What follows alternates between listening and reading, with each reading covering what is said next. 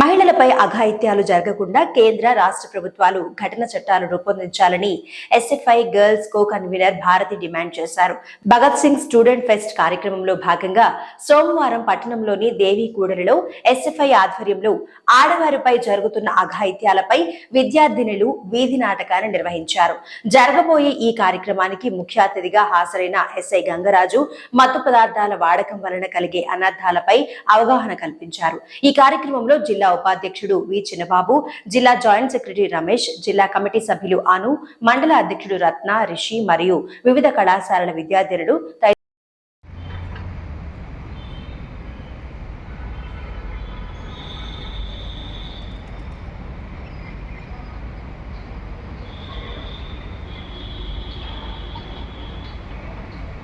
जब तक सूरज चांद रहेगा राजीव गांधी नाम रहेगा। जब तक सूरज चांद रहेगा राजीव गांधी नाम रहेगा। राजीव गांधी राजीव गांधी राजीव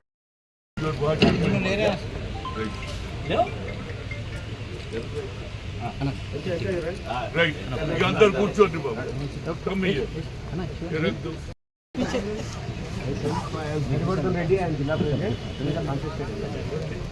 నాకు ఎటువంటి ఉన్నా ఫోటో వస్తుంది.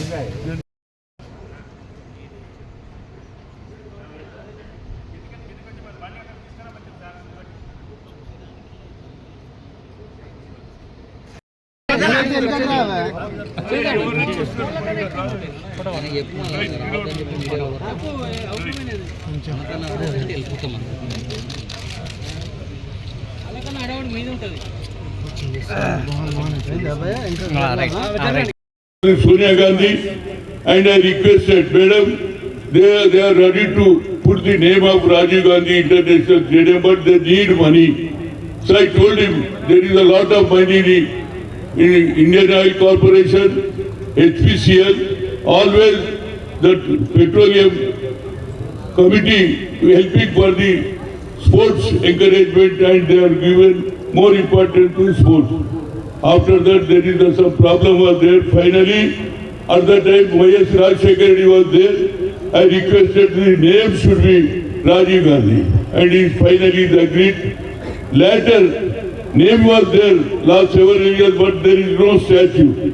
Recently, I requested in the general body meeting along with president and secretaries. Then finally, everybody was congratulated him. Minutes also they put the Rajiv Gandhi statue for the year. So today it is there, but everybody's ambition just now, I met him, all of his bearers, they are requesting Priyanka Gandhi should come, but on 12th October, there is a match, India and Bangladesh. Before that she can open this thing, Priyanka will come. That also I'll make request to the Chief Minister Revant Reddy ji and also Mahesh Kumar Gaur ji, and at the same time in charge General Secretary Deepa Munshi. That is the request of myself. I request even our Vishwanathan also recommended to offer this issue. At the same time, today I saw in the media, Rahul Gandhi has given a nice statement when he was in America. కావాలని opposition ఆయన మాట్లాడింది ఒకటి, చెప్పేది ఒకటి. ఆయన చెప్పిండు సిక్కులకు వ్యతిరేకం కాదు, సిక్కులు అంటే నాకు గౌరవం అన్నాడు.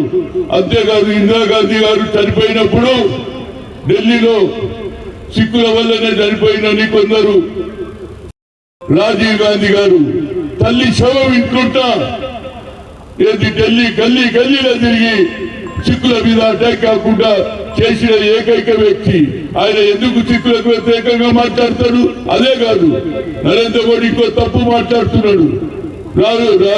రాజీవ్ గాంధీ గారికి, రాహుల్ గాంధీకి ఇందిరాగాంధీ కుటుంబం, నాయుడు గాని ఇందిరాగాంధీ వీళ్ళు రిజర్వేషన్ కు వ్యతిరేకమని చెప్తారేమే.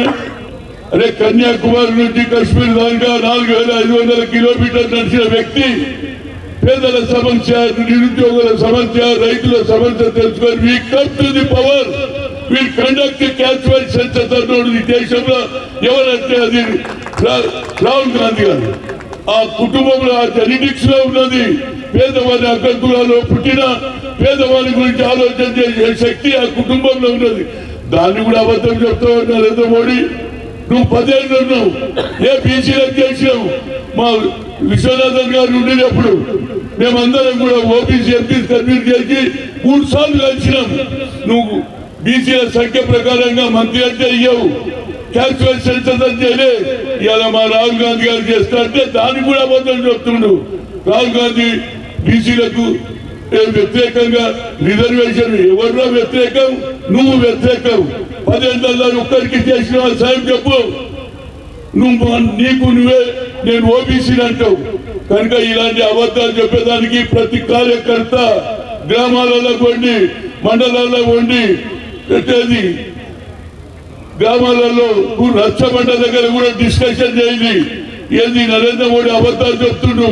ఇంతకాది కుటుంబం